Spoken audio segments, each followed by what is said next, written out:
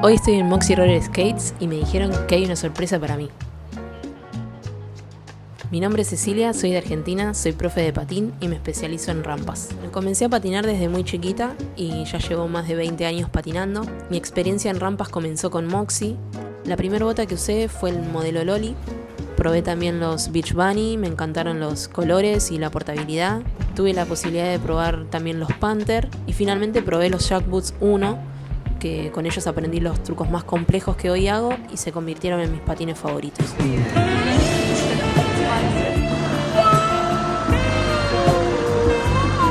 Son los nuevos Jack Boots 2.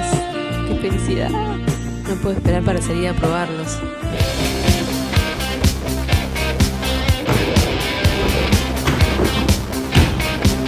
Si estás comenzando a patinar, divertirte, jugar, aprender de a poco. Si puedes buscar un instructor, mucho mejor. Y si te animás solo, tener paciencia, no frustrarse. A mí el patinaje en mi experiencia me dio mucha satisfacción, así que te invito a conocer el roller skate. Si te gustó este video y querés ver más, dale like y suscríbete al canal.